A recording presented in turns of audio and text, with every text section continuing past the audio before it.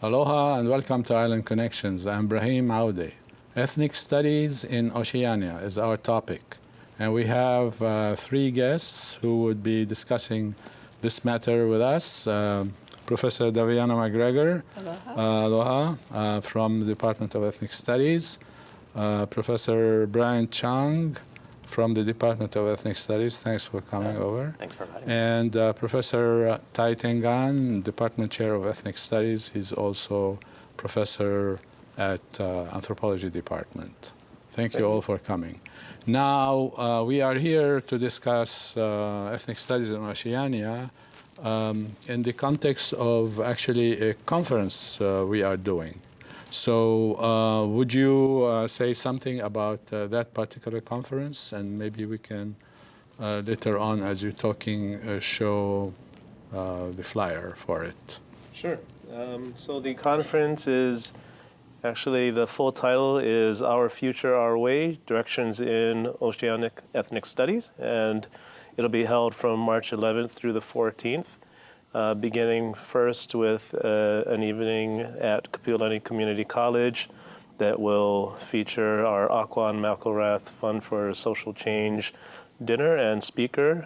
And our speaker this year is Cindy Domingo, coming from Seattle, and her talk is Legacy of Leadership, Equality, and Organizing, 4 decades of organizing across divides in Seattle. This is part of a longer tradition that we've had with sponsoring speakers and meals in honor of Aquan Malcolrath, longtime ILW social worker and community organizer and educator, a former regent. And so this particular fund that we set up in our department in 2005 was established to create forums dealing with social change and to sponsor speakers and events such as this. We'll also be, and this is also going to be the beginning of a broader conference, which we wanted to organize as a faculty. We're really at this point where we're thinking about where we're moving as a department. What are the future directions for thinking about us as faculty whose interests more or less come to coalesce around a shared concern with social justice, critical approaches to thinking about race, class, ethnicity, gender, and how really it impacts social groups here in Hawaii, but also the broader Pacific region and reaching out also to the Asian region. So that's really what led us to think about this as a theme for our conference, Our Future, Our Way. And with Oceania, as in the words of Apeleha Wolfa, our Sea of Islands, which connects us and which leads us to think about new ways of thinking about various topics. So the 2 days of March 12th and March 13th will be at UH Campus Center Ballroom. A number of different panels. I won't go into every single one of them right now, but looking at issues of indigeneity, race, political economy, aloha aina, sovereignty, sustainability, climate change, community engagement with the Pacific community, issues of gender and sexuality, as well as pedagogy. And we have 8 guests, the guest speakers that we're inviting over to take part in these discussions from different areas. So in addition to Cindy Domingo, who will be speaking the first night, we have Keith Camacho from UCLA, Vince Diaz and Christine Taitano Delisle, both from University of Illinois Urbana-Champaign, Natasha Sharma from Northwestern University, Damon Salesa from University of Auckland, Kaleikoa Ka'eo from University of Hawai'i Maui College, and Dean Sarnilio from New York University. And in addition to them, we have another group of scholars that happen to be in town. So Tayage Alfred and Jeff Corntassel, both from the University of Victoria, British Columbia, and then also Michael Perez, who will also be here from UC, blanking on which UC now, or Cal State actually, one of the Cal State universities. And a host of other scholars who will be here from the community and from the university. So that's. Right. Oh, sorry. One last. We have a geopolitical tour on Saturday, which will go out to the windward side, Ko'olau side. Good. Davey, you've been the program, the department for a long time. So our motto is our future, our history, our way, and now we're talking about our future, our way. Could you connect those things together in terms of that particular history, 45 years of that? Well, I think there's certain hallmarks of the Ethnic Studies Department. One is to be engaged with the community, and as scholars, we are engaged in our research and scholarly endeavors, and work with the community and research that will serve their interests. And then we engage our students in service learning with with various communities historically and then at present. And after 45 years, those of us who were helped to start the department are going to be, transitioning out over the course of the next 10 years, I suppose, and we have new faculty coming in, and so it's an ideal time and in this period of transition to vision where we want to be in the, through the new generation of scholars and their scholarship, and also to engage scholars who are nationally and internationally known and working to analyze race and indigeneity and scholarship. So it's a great time to look ahead and envision the future, and with our students here on the campus and within our communities as well. Mm-hmm. Yeah, good. Brian, also, you are the outreach committee chair, and a lot of this publicity and preparations for the conference, especially in terms of flyers and all of that, are on your shoulder. A lot of those things are on your shoulder, of course, with the help of a lot of us. So could you say something what it means to you, this particular conference, from what has been said already, and what are some of the preparations, in terms of publicity and so on, flyers? Yeah, I think this is going to be a really exciting conference. It's bringing together artists, activists, and scholars from all different places, and of course here in Hawaii and the Pacific. And so I think it's a really timely conference to sort of think about the contributions, but also the ways that ethnic studies from a particular lens of the Pacific and Hawaii perhaps can offer new models, not just theoretical models and research, but also activist practices that I think can extend and bridge conversations between different places, such as here and the continent. And so I think this is going to be a really exciting conversation to have, and I think it'll be really cool to sort of see what different artists are approaching this as well. Kind of to piggyback on what Davianna has mentioned before, thinking about how community engagement is a really central, pillar of ethnic studies, as not just a place in which we build community, but also as a place where we forge new political ideas and alliances and so on and so forth. So, for me, I think I could speak for some other folks, or at least I hope I can speak for some other folks, that I think it's going to be a really great conference, and I think it'll be really invigorating for ethnic studies in general. Yeah. Sorry, what was the second question? Sorry. No, I mean the preparations.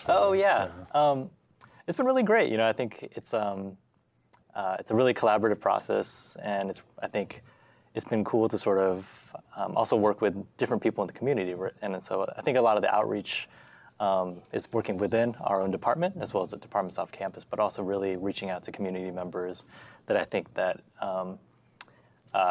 we could sort of rebuild some of those connections, or maybe just strengthen them, or maybe just extend them some more. So, so we have some promotional materials that will be coming out real soon. If you haven't seen them already, but we have a schedule of events that's coming out that Ty has sort of alluded to already in the beginning of the show, and so so it's all coming very soon. Yeah, good. I have interviewed a couple of our faculty regarding this particular conference and the whole notion about ethnic studies in Oceania.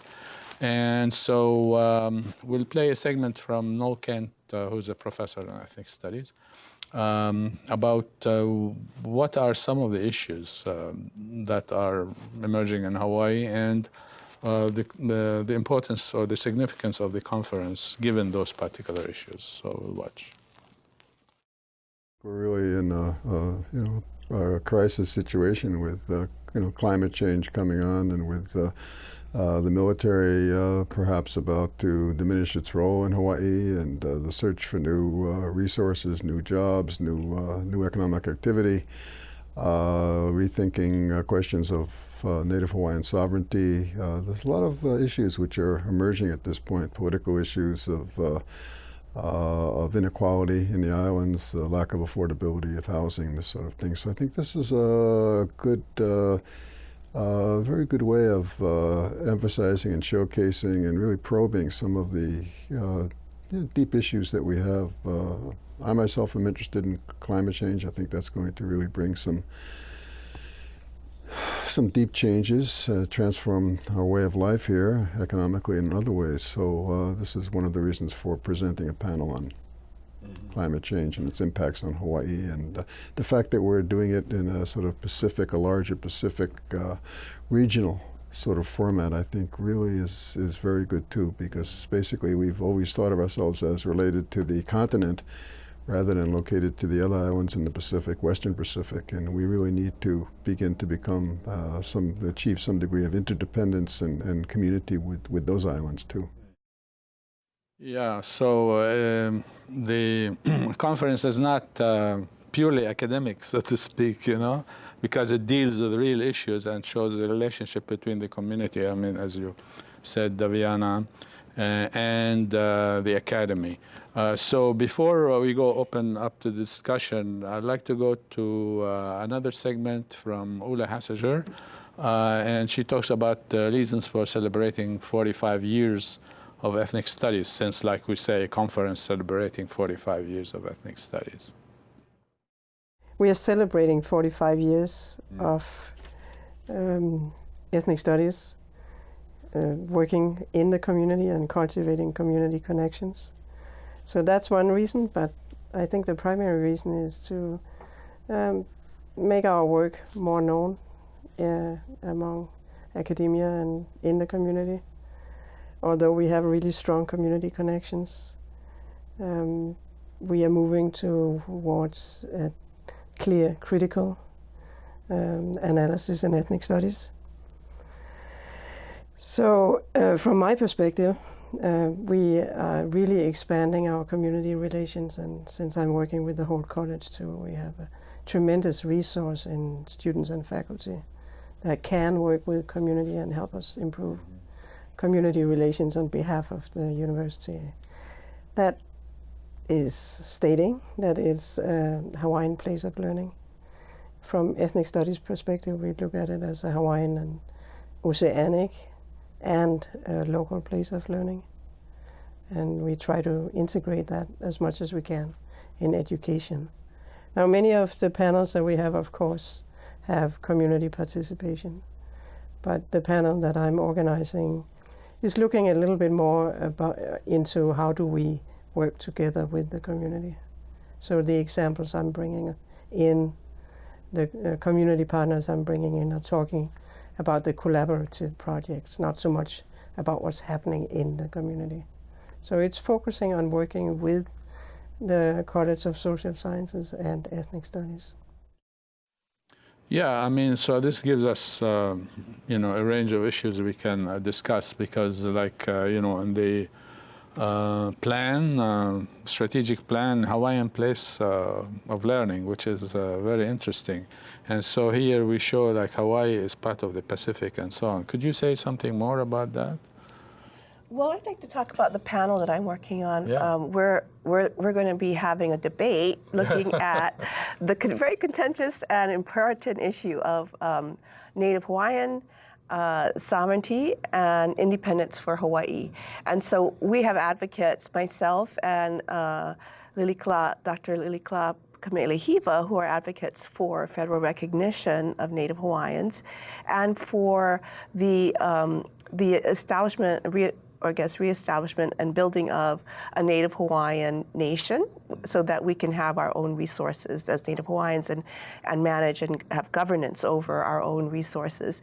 And then we also have on the panel advocates for independence for Hawaii as a whole, and that would be Professor Kalekua Kaeo from University of Hawai'i Maui College and Professor Jonathan Osorio from the Center for Hawaiian Studies. So I think it'll be a very lively debate because I don't think sometimes in these community forum people talk across each other, but we don't really dialogue about what our perspectives are.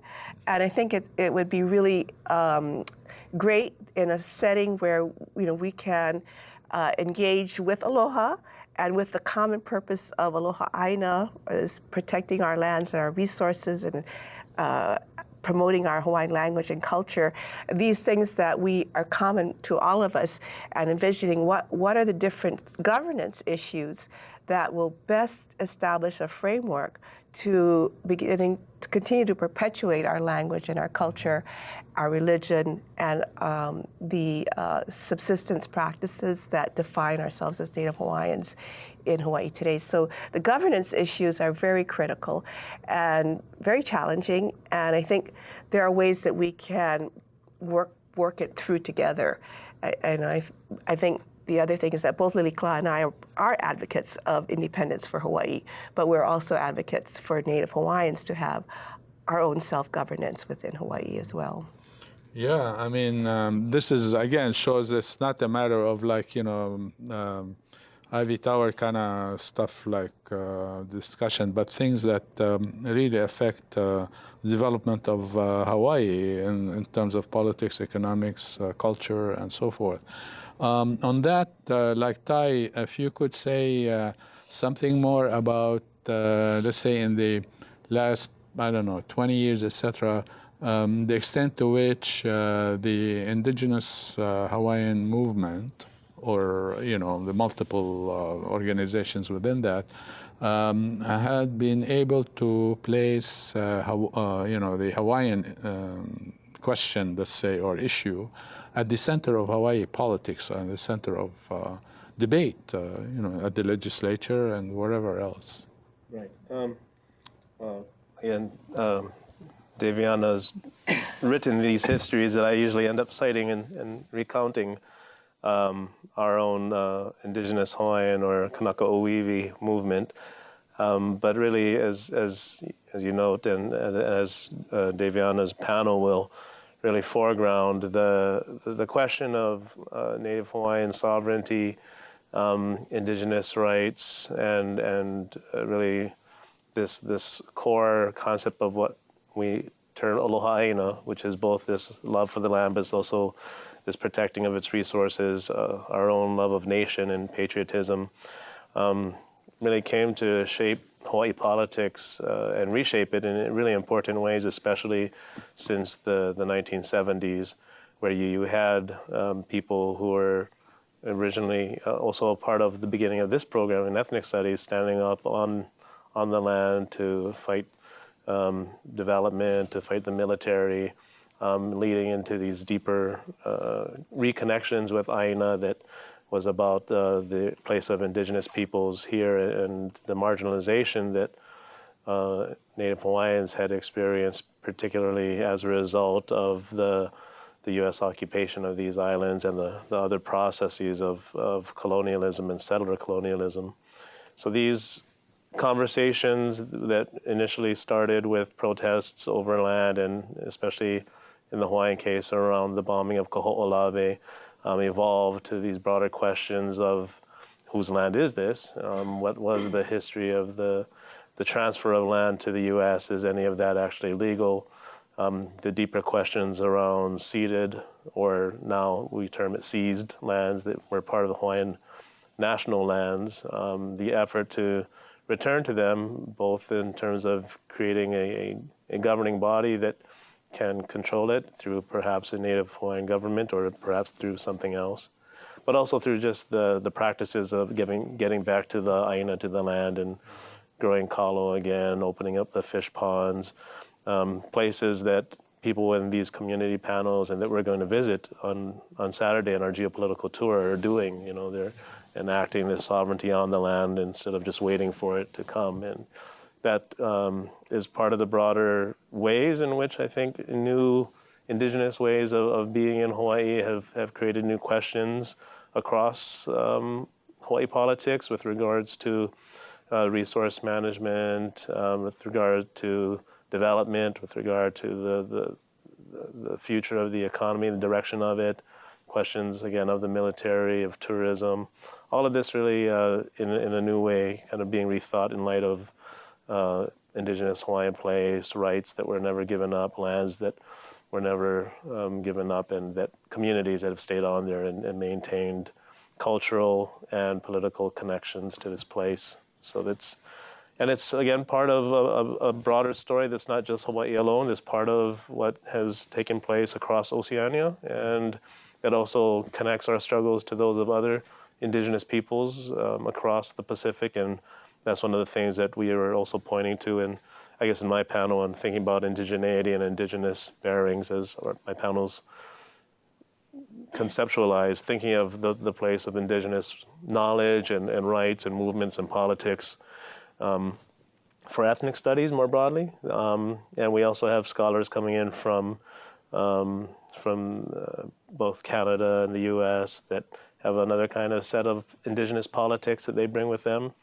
And part of the question that we're raising too is that there's sometimes a critique of ethnic studies, or at least maybe at different points in time, that there wasn't always the same attention given to indigenous rights and issues. And for us, this is not the case, and we want to really showcase that, you know, the place of indigenous issues and rights and knowledge and lands is central in how we're also thinking about our project of ethnic studies here. And that's why it's the opening panel.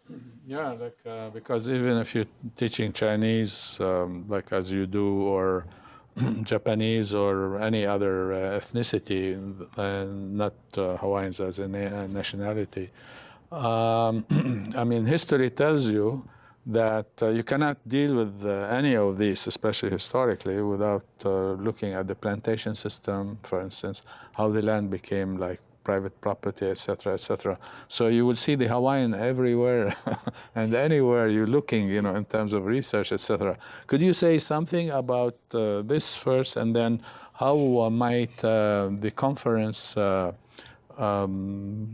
perhaps like guide some of your research later on in terms of dealing more in depth, say, with what I'm just saying in terms of the relationship between the multiple ethnic groups and the indigenous Hawaiian?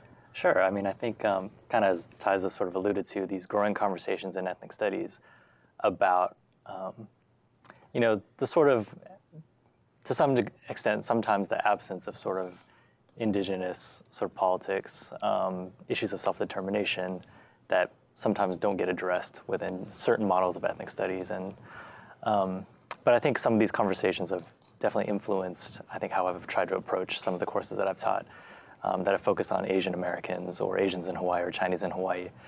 And I think that these issues, it's very difficult to talk about a particular group without discussing these issues about the sort of negation, or about colonialism or settler colonialism.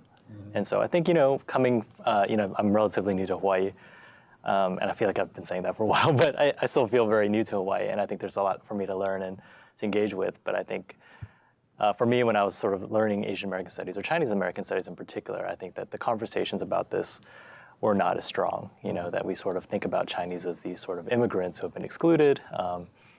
But I think you know, I think something that's very sort of central to that is, you know, the relationship between that and the ways, the sort of labor of Chinese and the ways that their presence is a much part of a larger world about colonial expansion, manifest destiny, so on and so forth, that necessarily needs to sort of engage with Native communities because they're very much a part of those processes. And so, so long story short, I guess, you know, I think that these are definitely conversations that I'm very excited to be be investigating, but I think are very necessary to this work. And I think that the department has always been very strong at emphasizing these connections.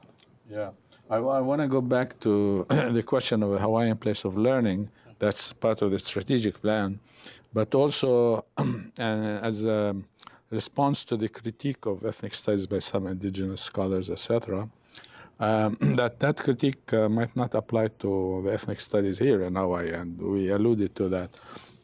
So I want to go to a segment with Ula Hassager, and she talks about how ES deals with the question of a Hawaiian place of learning.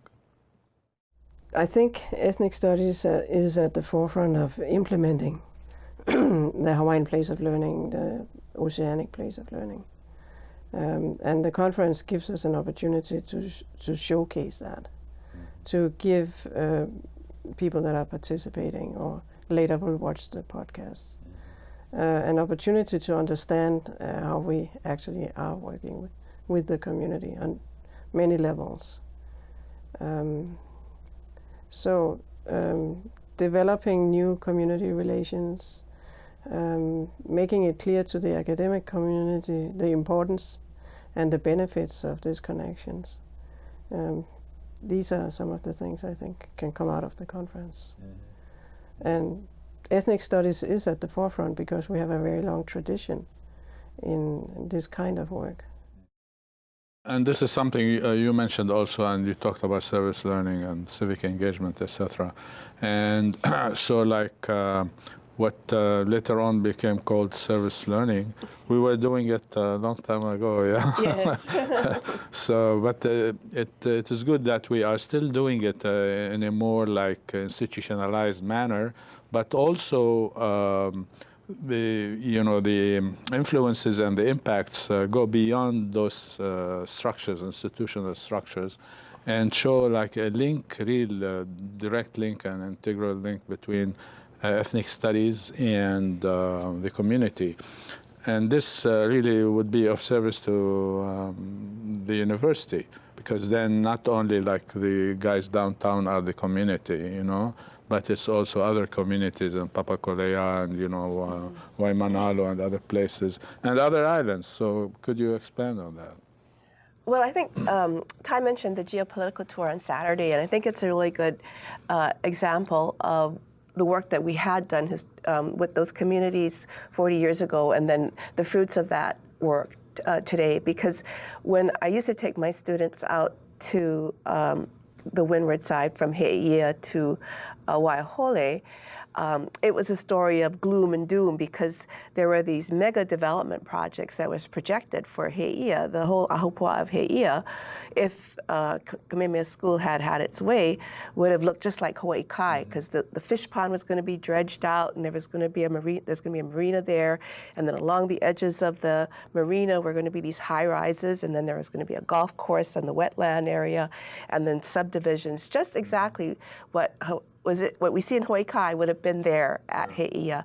And then down the road at Waiahole, if Mrs. Marks, the landowner, had her way, everyone would be evicted. There would be no farms, and there would be only subdivisions and houses that were priced beyond the reach of people who live in Hawaii. And when these projects are being projected for subdivisions, the study showed that 80% of Hawaii's people couldn't afford the houses that were being built.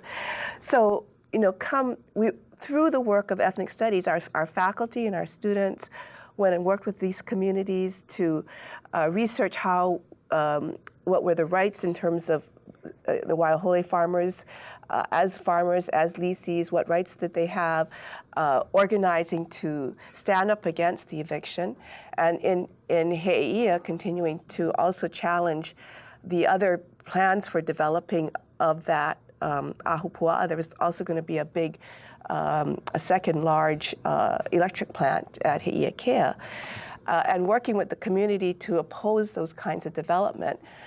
By the work that our faculty and our students did back then, 40 years ago or 30 years ago, those communities, those lands have been saved. And so now when we go and visit, we're going to be meeting with Paipaiʻoheʻia, the keepers of the fish pond, and they have restored the fish pond. They've taken down the mangrove. They just had a blessing maybe about a few weeks ago where they're beginning to close the gap in the fish pond wall that had been opened up from the Keopuka flood in the 60s. And then inland, in the wetland area, there's Kakoʻoiwi who, are reopening taro, the land into taro, which is the traditional use of the land.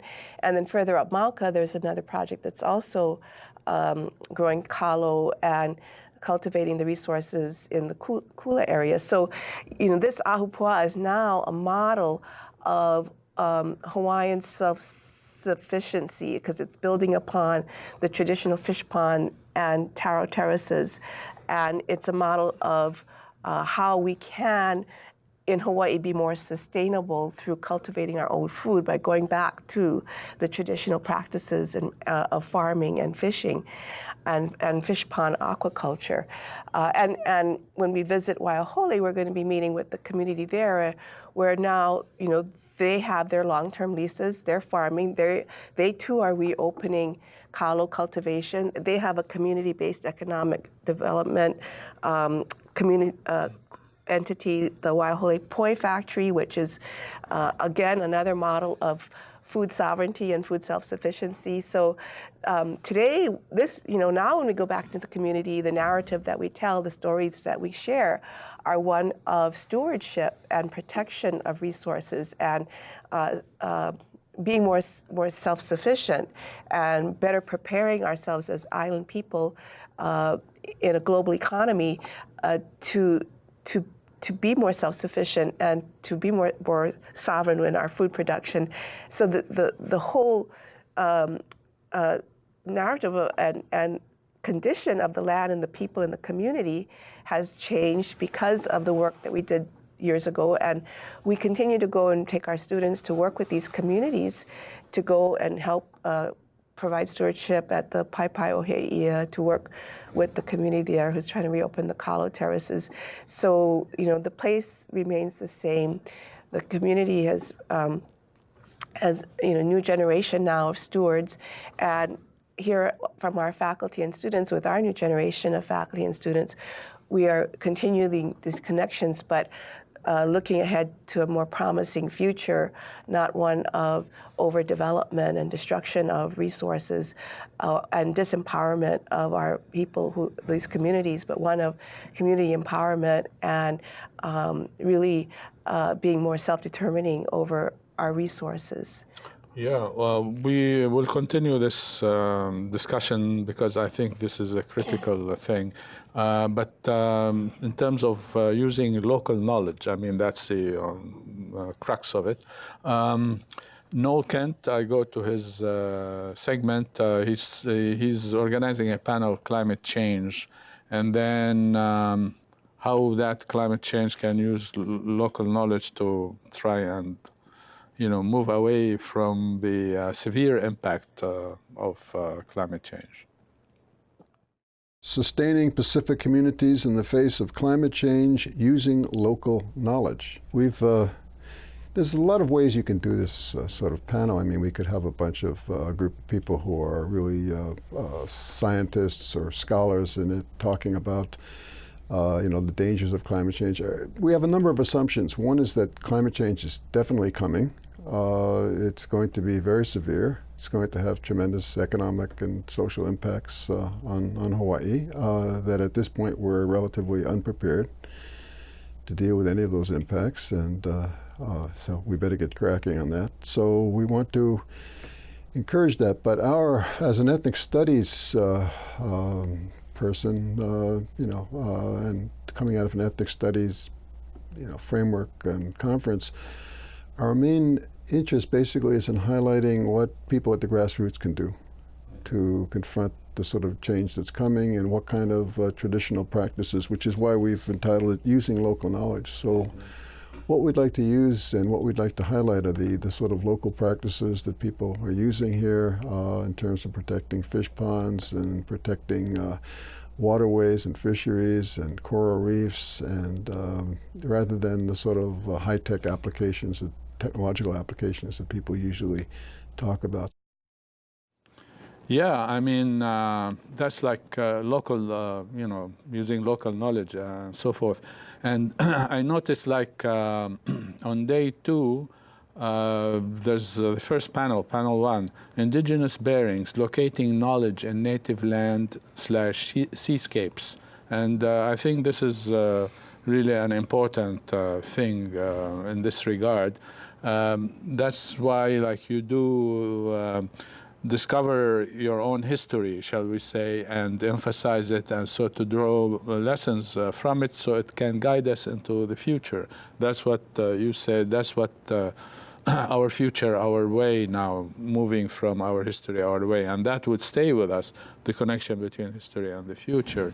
And so in terms of the like conference itself, of course, we couldn't have done it without support from other units on campus and other supporters, etc. So maybe like Ty and then Brian can talk about that, and then we go to Davianna about these matters.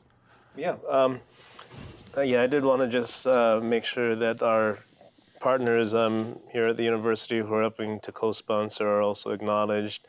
We've been really fortunate to work with the Native Hawaiian Student Services, who have a Hulili program, the Student Activity and Program Fee Board, the Diversity and Equity Initiative, Departments of Anthropology, History, Sociology, Political Science, Urban and Regional Planning, Women's Studies, the Chamorro Studies Speaker Series, Center for Pacific Island Studies, and the Kamakaku'okalani Center for Hawaiian Studies. So that gives a little bit of an indication of the breadth, too, of this conference. It's not just ethnic studies. It very much is in partnership across the campus, and as we were mentioning earlier, across different communities, especially on the island of Oahu, though, again, we try to be in touch with and supportive of our other communities on the other islands. So we have at least one person coming from Maui, Kaleko'aka'eo. So exactly what you were saying, kind of thinking about what is it that we have here, what is the strength of our local knowledge here in the community, the university, how can we use that and build upon it, whether it's in relation to resource management or if it's theorizing political economy or everything in between. And of course, the two are very closely related, the political economy and how we actually use the resources on the ground and who has access to them. So these are all going to be part of what we're really excited to be a part of, and also, as Brian mentioned, bringing in the aspect of artists who are really connecting with the youth and our younger students. We're looking for the more creative modes of expressing, either protest or solidarity. Whether it's thinking about violence against communities of color or if it's other just broader coalitions that are being developed over social media. So there's that element that we're also looking at as part of this future. It's that I think is really important for us to be connected with. Yeah, and Brian, could you say something about some of these events, like, student events and other artists and so on, and how might that relate to what we're talking about? Yeah, absolutely. And this is all sort of organized by Dr. Rod Labrador, who's not here today. So he's really the one who kind of spearheaded some of these artist workshop panels, performances, as well as student panels. So I just wanted to give a quick shout out to some of those folks that are going to be attending, but also participating in our conference. So the student workshop, do we have the updated one here? I think we don't have the details. I know that Scott O'Toro was supposed to be performing and doing a workshop on Thursday. We have posters on IKEA and the Ethnic Studies Student Association, and then the Service Learning on Kaho'olabe, and then students who for their undergraduate research opportunity study did the history of Mauna Laha and future directions for this community there. Yeah. There's going to be an artist panel in Hemingway Courtyard at 7 p.m. on March 13th.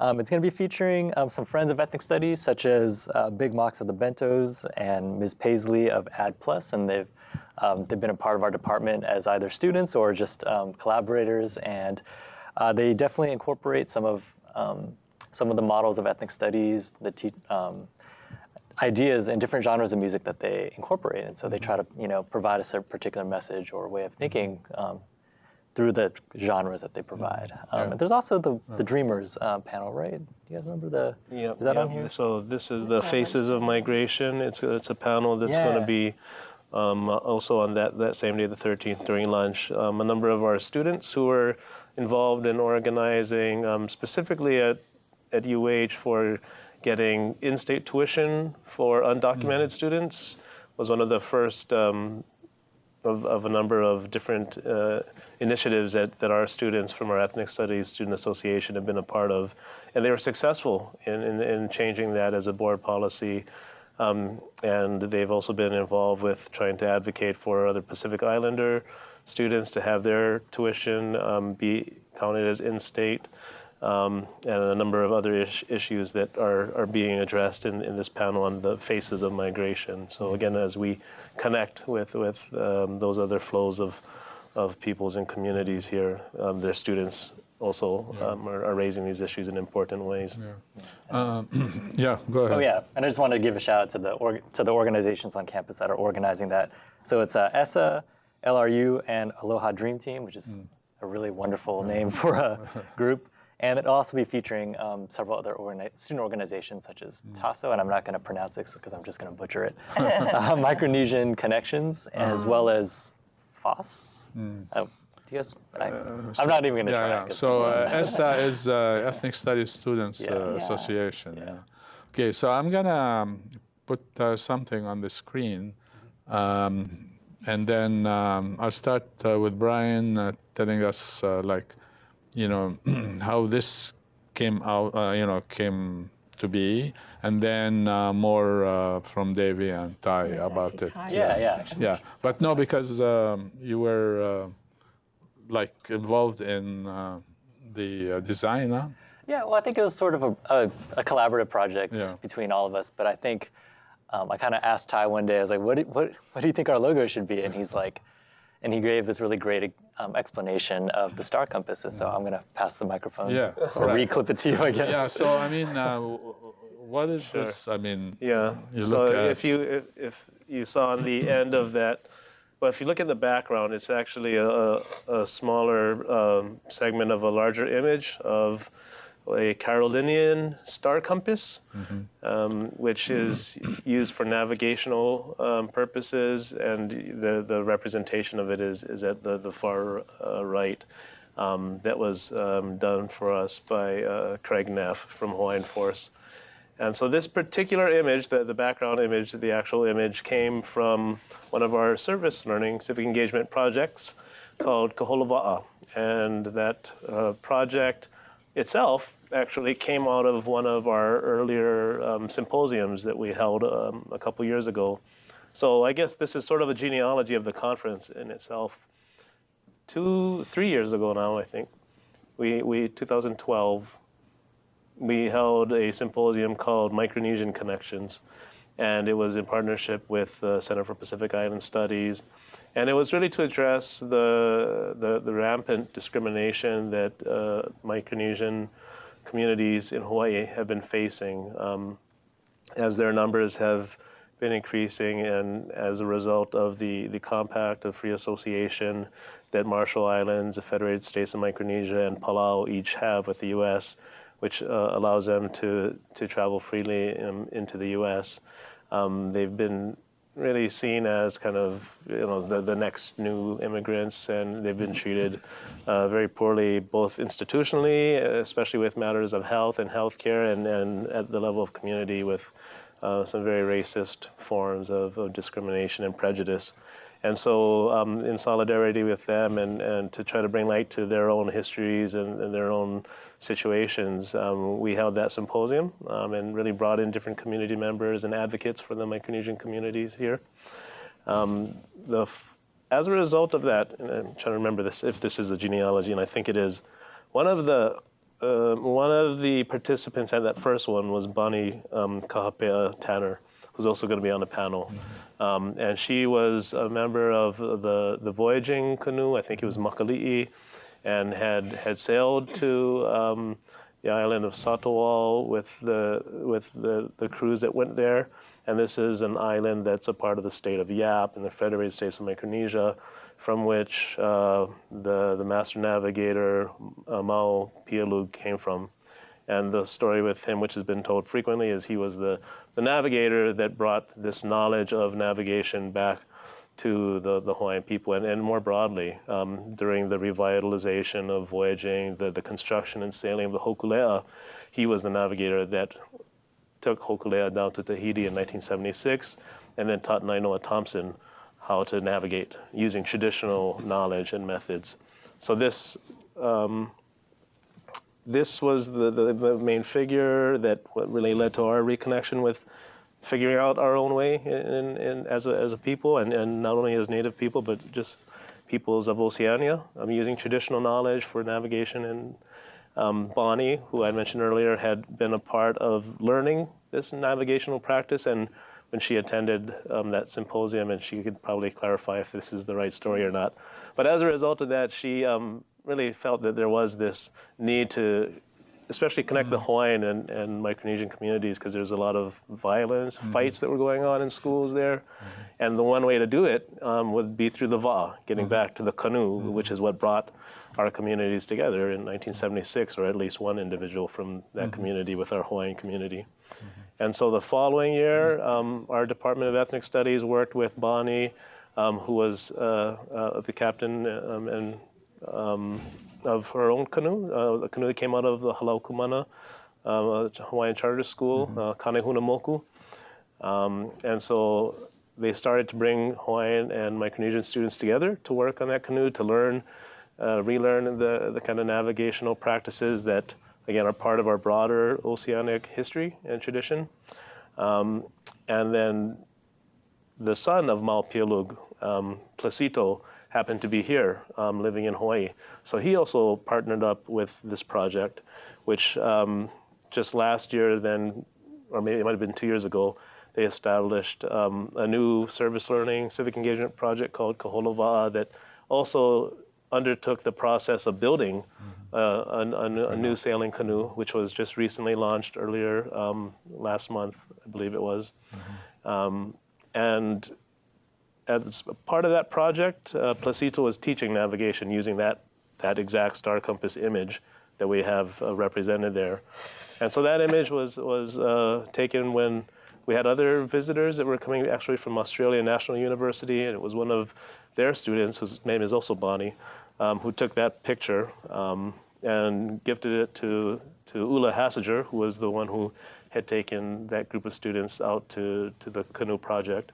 And so that's that particular image, and I thought it was an apt representation, both for thinking about the role of this traditional and local knowledge, but also how it gets changed and transformed in different spaces. I mean, actually the background is concrete. I mean, they're in a concrete, modern place, but using this traditional voyaging tool to think about specifically navigation, but you could also use that as metaphor for how do you think about navigating your way through modern society, and what is the use of this knowledge. Did you want to say something about that? Yeah. So, okay, you mentioned the Ula Hassiger and the Va'a and all of that. So, in terms of summing up some of the things we have been talking about, I go to a segment from Ula, and to show how service learning is helping education and helping navigate through Hawaiian society and bring people together and their relationship also to the university, etc. Things that we have mentioned earlier, but trying to sum up those ones. So we'll watch. The way that service learning is helping education is that it's one of the best practices we have of teaching and learning. And we know that it's supporting retention, it's supporting continuation in education, completion rates are getting better, grades are getting better for students involved in civic engagement, and the learning is getting much deeper. That's something we're concerned about. And on the panel we have Professor in Ethnic Studies, Noel Kent, talking about what we call reflections on reflections. And he's going to go into some of the student learning outcomes and how to assess student learning outcomes. So that's from a teaching and learning perspective. The way of integrating community into education is very fruitful.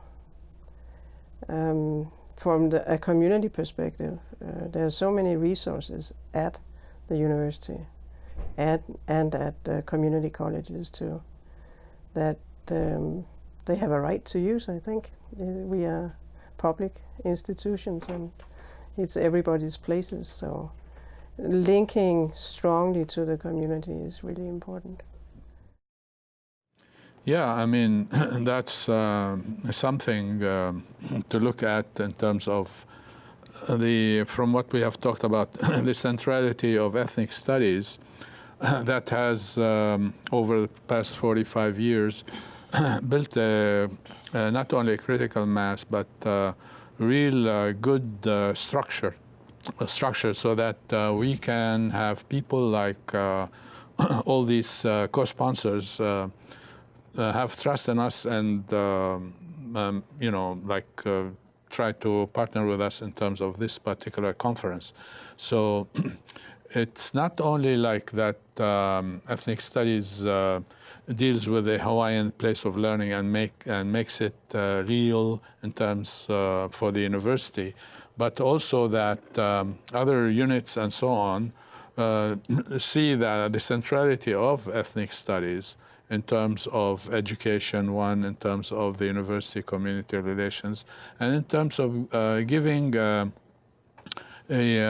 thorough coursework about ethnicity, race, indigeneity, class, and all of that together. So anyone would want to take that and run with it, so to speak? You want to start? I'll be the second person.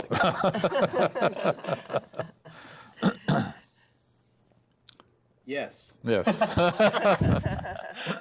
No, I think for thinking through those connections with community, you need to be in a department that, first of all, is concerned with the histories of these community, with the cultural, political, social relations, and particularly with regards to social justice that are the central concerns for these communities. You can't just walk into a community to do service learning, right? You need to be offering something. You need to be showing more than just a sensitivity. You need to be in solidarity with their own efforts. You need to let them be full partners in the process of shaping the learning project and environment, and they need to have control over that in order for that to be a place that's going to be welcome and open to students from any university coming in and doing work, and that you follow up on these relationships, that you're accountable to these communities as well. And I think across the board in all of our courses, that's one of the key things that we highlight. And again, from its beginnings of ethnic studies here and elsewhere as a place to be responsive to the needs of the communities, to tell our history our way, moving forward to really thinking and helping the current and next generations work on those same issues for themselves. Mm-hmm. Yeah. So I think we have one of the panels called Ethnic Studies in and Out of the Classroom that's going to look at innovative ways of doing this. And we have Dean Sarnillo from New York University, and then Noelani Goodyear-Kaupua from Political Science, and Tai Sanga, who's one of our graduates who's produced really wonderful films. And so there are different directions that you can go in making these connections. But there are other panels we haven't talked about. I just thought maybe we should just at least identify that we're also having a panel, Defining Bodies, Genders, Sexualities, and the Question of Self-Determination in the Pacific with Christine Delisle and Ku'u Aloha Ho'omanawa Nui, Lisa Uparesa, and Professor Dasgupta, and then also the Racial Currents and Crossings, Indigenizing Ethnic Studies. This is with with Natasha from Northwestern and Damon Celesta from Aotearoa and Political Science and Mike Perez. So I think there's, we're about ethnic studies in the theoretical framework looks at class and race and gender, and in the setting of Hawaii, Oceania, the larger global context as well. So we're showcasing our oceanic connections, but looking at not both the theoretical framework that is allowing us to do the research and create new knowledge, building upon local knowledge, but also then looking at these community connections as well. Just one more I'd add. Also, our Thursday evening keynote will be by Keith Camacho, and his talk is entitled Old Sea, New Routes, Filipinos, Pacific Islanders, and the American Empire.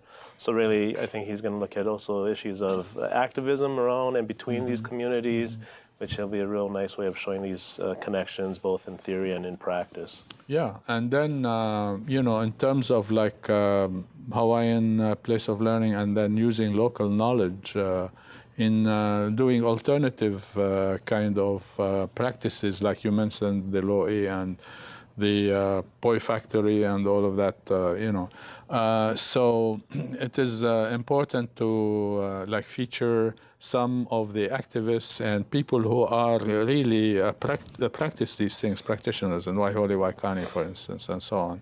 Talk about water, talk about agriculture, talking about how you can map out certain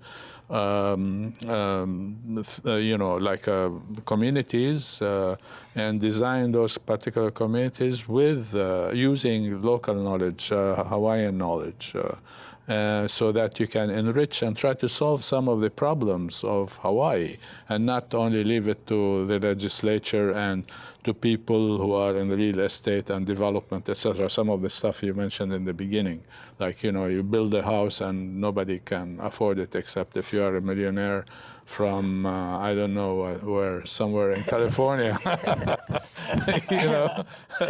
things like that. So I think these are very important issues that this conference would allow us to do. So we have a minute left. So could we quickly go and say kind of final words, shall we say, before the conference? Pre-register by February 18th, just to reserve a spot. It's free and open to the public. Please check out the website when you get the e-flyer. Yeah. And ethnicstudies.hawaii.edu. And again, all the conference activities from the 12th through the 14th are free. The first night, the 11th, is a fundraiser. And you can, again, check the website for more information on the Aquan dinner. Yeah. And then it's Campus Center. All the panels are at Campus Center Ballroom, right? Everything on the day from 8 to 5 on the Thursday, Friday.